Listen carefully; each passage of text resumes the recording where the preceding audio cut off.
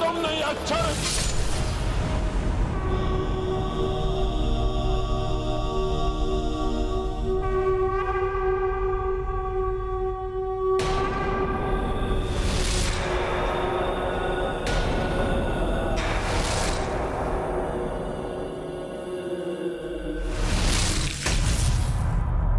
जय श्री राम।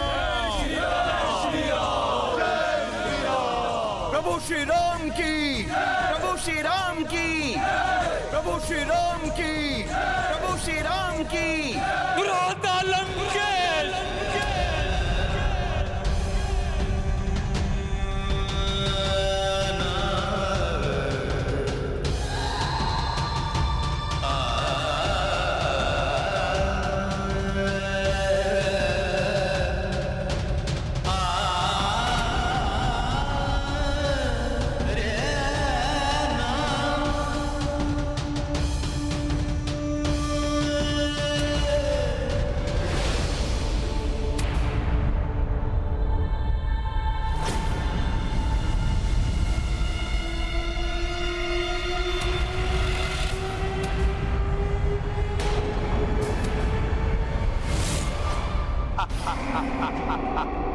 ये कैसे संभव है?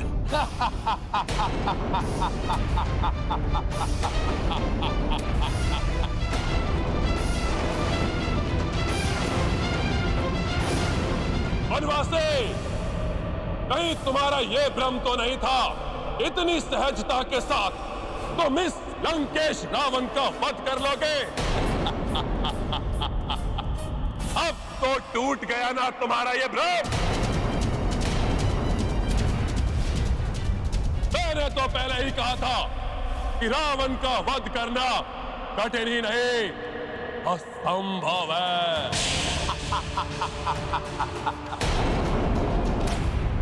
विभीषण जी, आप ही बताइए, ये कैसे संभव है?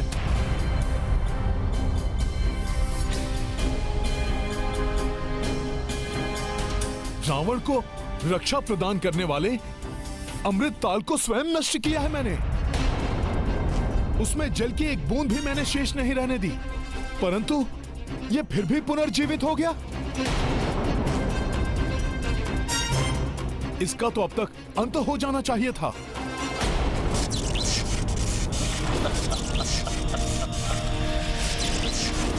ओहो, तो तुम अब भी प्रयास करना चाहते हो? वैसे भी तुम्हारे इस तुड़ीर में अब अंतिम बाण शेष है, उसका भी प्रयोग करके देख लो। धर्म युद्ध करने वालों के तुनीर कभी बाण विहीन नहीं होते, महाज्ञानी रावण।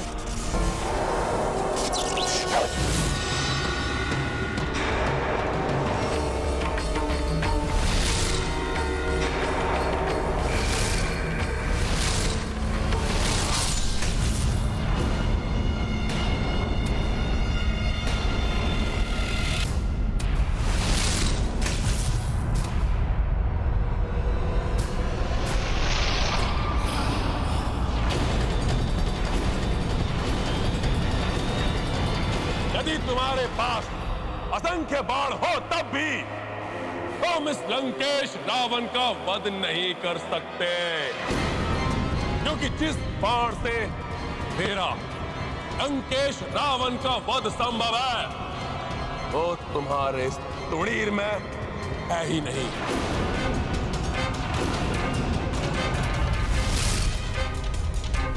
भ्राता लंकेश का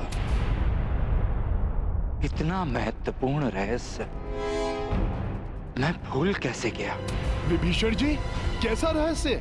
मैं प्रभु श्री राम को बताना भूल गया कि भ्राता लंकेश की मृत्यु का बाण स्वयं उनके पास ही है, जिसको प्राप्त किए बिना उनका वध असंभव है।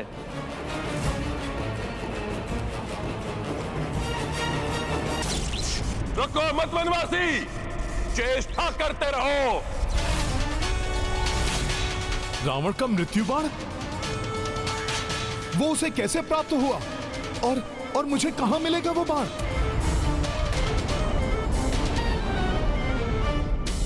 इस प्रकार तो मेरे प्रभु के समस्त प्रहार विफल होते जाएंगे।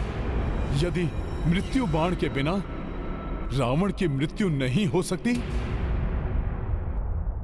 तो संसार के किसी भी कोने में छुपा कर रखा गया हो मृत्यु बाण को, मैं उसे ढूंढकर अवश्य लाऊंगा। बताइए, कहां है वो मृत्यु बाण? मृत्यु बाण वो बाण है जिसे भ्राता रावण ने स्वयं यमराज से छीनकर अपने अधिकार में ले लिया था। यमराज से मृत्यु बाण छीन लिया लंकेश ने? हाँ, ब्रह्मदेव, महादेव एवं देवी से वरदान पाकर भ्राता लंकेश अत्यंत शक्तिशाली हो गए थे, किंतु फिर भी उनके मन में अपनी मृत्यु को लेकर संदेह बना रहा। अपने इस भय को मिटाने के लिए वो मृत्यु के देवता यमराज पर चढ़ाई करने के लिए स्वयं यमलोक जा पहुंचे। उस रात्रि भ्राता लंकेश की उग्रता अपने चरम पर थी। भ्राता इतने प्रचंड थे कि यमलोक के जो भी सैनिक उनका मार्ग रोकने के लिए आए, उन्होंने एकाकी क्षण भर में उन सब का विध्वंस कर डाला। रोको कोई दुष्ट को! और मार्ग की समस्त बाधाओं को समाप्त करते हुए जब भ्राता लंकेश यमलोक में प्रवेश कर गए, तो स्वयं यमराज उनका सामना करने के लिए उनके समक्ष आ गए। दोनों के मध्य महासंग्राम छिड़ गया।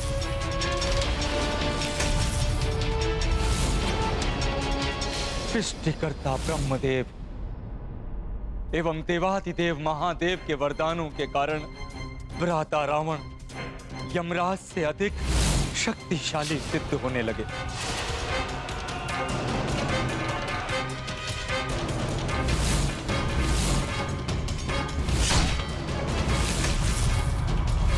और यमराज को संभलने का अवसर ही नहीं दिया भ्राता रावण ने, और विवश होकर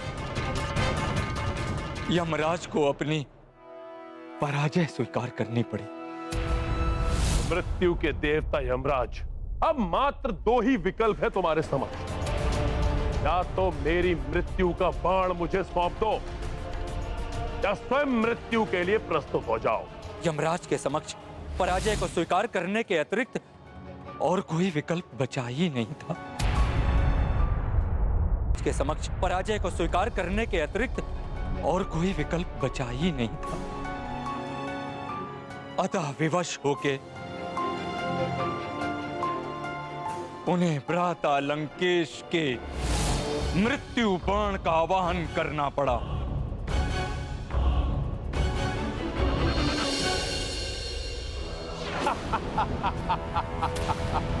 अब ये मेरी मृत्यु का बाण मेरे अधिकार में रहेगा।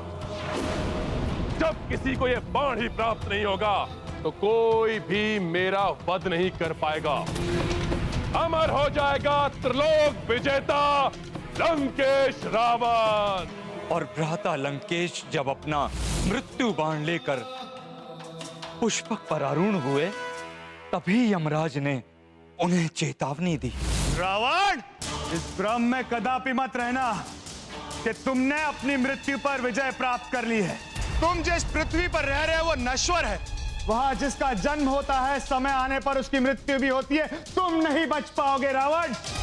तुम्हारे मृत्यु का भी जब समय आएगा, तुम्हारा यह मृत्यु बाण स्वतः उसके पास पहुंच जाएगा जिसके हाथों तुम्हारी मृत्यु होगी। तो विभीषण जी, इस समय वो बाण है कहां? कृपया करके मुझे शीघ्र बताइए। मैं किसी भी मूल्य पर उस बाण को लेकर आऊंगा। ये तो स्वयं मुझे भी ज्ञात नहीं कि वो बाण कहां रखा गया है, किंतु जहां तक मेरा अनुमान है,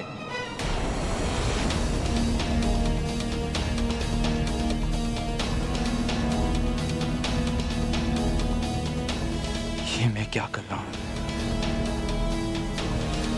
स्वयं अपने ही भ्राता की मृत्यु का कारण बनने जा, किंतु धर्म के मार्ग पर चलने के लिए मुझे ये बलिदान देना होगा। भाभी मंदोदरी को इसके विषय में अवश्य ज्ञान होगा। महारानी मंदोदरी? किंतु स्मरण रहे हनुमान, भाभी पतिव्रता स्त्री है, इसलिए उनसे मृत्यु बाण के विषय में पूछना निरर्थक ही होगा। कोई भी पत्नी ऐसा कार्य नहीं करेगी जो उसके पति के लिए अहितकर हो। यही नारी धर्म है। किंतु रावण का मृत्यु बाण प्राप्त करने के लिए मैं उसके महल में जाऊंगा, भले ही इसके लिए मुझे कुछ भी करना पड़े। वैसे भी एक समय मैंने महारानी मंदोदरी से एक वचन लिया था जो उन्हें पूरा करना है। यदि आवश्यकता पड़ी तो मैं उस वचन का आश्रय भी लूंगा। रावण का वध करना तुम्हारे बस में नहीं है वनवासी।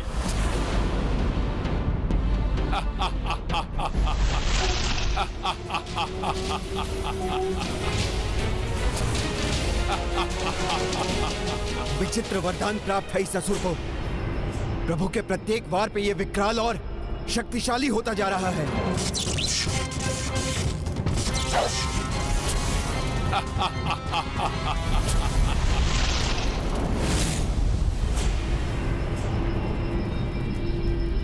स्वामी लंकेश की शक्ति बढ़ने के साथ साथ मेरे हृदय का कंपन भी बढ़ रहा है। न जाने क्या होने वाला है आज।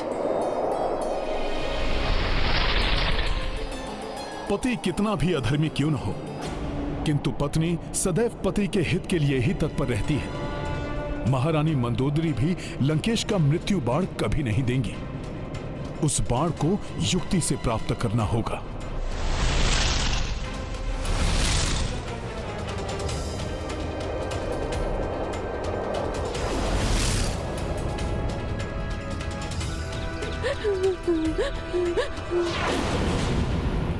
ये दासियां बहुत चिंतित दिखाई दे रही हैं। ये युद्ध एवं रावण की मृत्यु के अतिरिक्त अन्य कोई चिंता हो ही नहीं सकती इन्हें।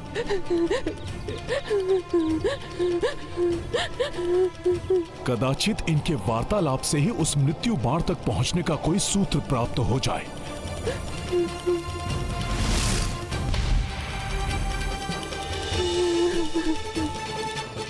जब से युद्ध आरंभ हुआ है मेरे पुत्र के विषय में भी कुछ ज्ञात नहीं हो सका। कौन जाने कि वो जीवित भी है या नहीं।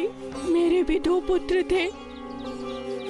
युद्ध आरंभ होने के पश्चात उनके बारे में कुछ ज्ञात नहीं हो पा रहा है। पता नहीं क्या होगा उनका। मुझे तो हम सबका भविष्य अंधकार में दिखाई दे रहा है। सब भविष्य के लिए चिंतित हैं। तो विभीषण जी, इस समय वो मृत्यु बाण है कहां? भाभी मंदोदरी को इसके विषय में अवश्य ज्ञान होगा। रावण का मृत्यु बाण प्राप्त करने के लिए मैं उसके महल में जाऊंगा, भले ही इसके लिए मुझे कुछ भी करना पड़े, प्रभु श्री राम के काज के लिए मुझे स्वांग रचना पड़ेगा।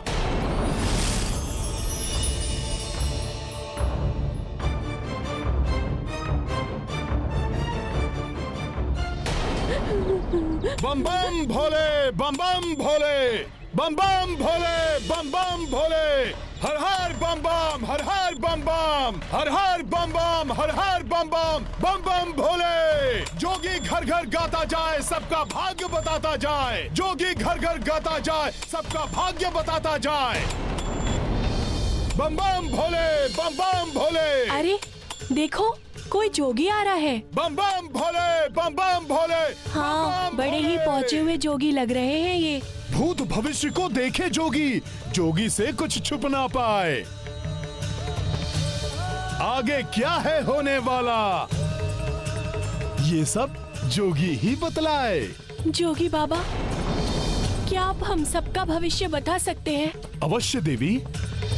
शनि की टेढ़ी दृष्टि हो या मंगल का कोई क्रीड़ा, या राहु केतु ने भाग्य में किया हो कोई झमेला,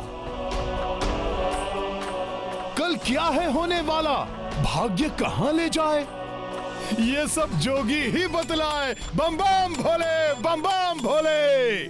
परंतु हम आपका विश्वास कैसे कर लें? क्या आप जो बताएंगे सत्य ही होगा? हर हर बम बम, हर हर बम बम।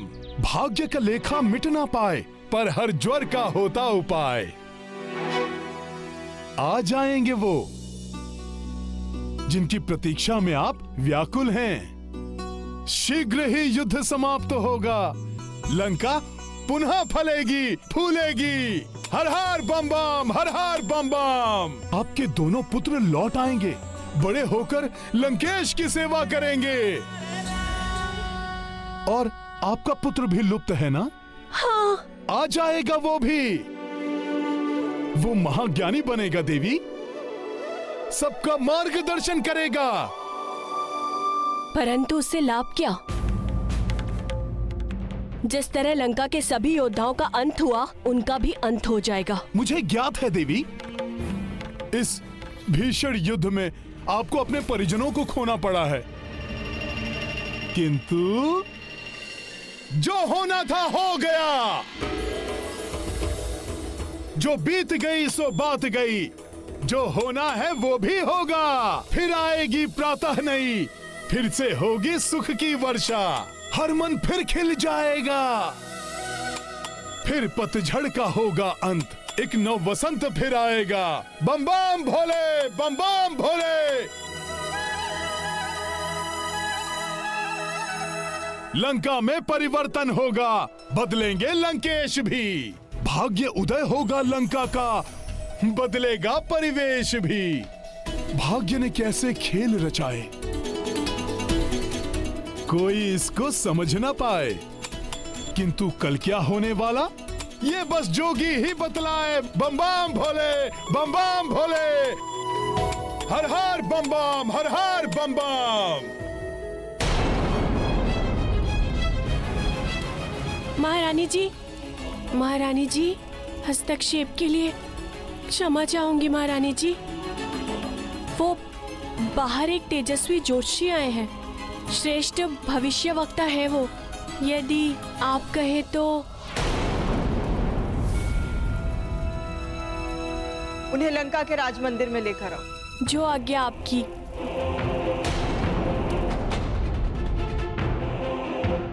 वनवासी, बहुत प्रहार कर लिए तुमने अपने इन बाणों से और सब भी विफल हो गए।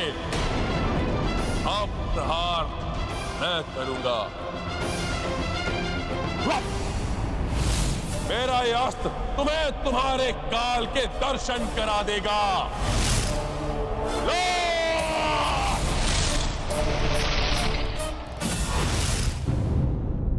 बम बम भोले, बम बम भोले, बम बम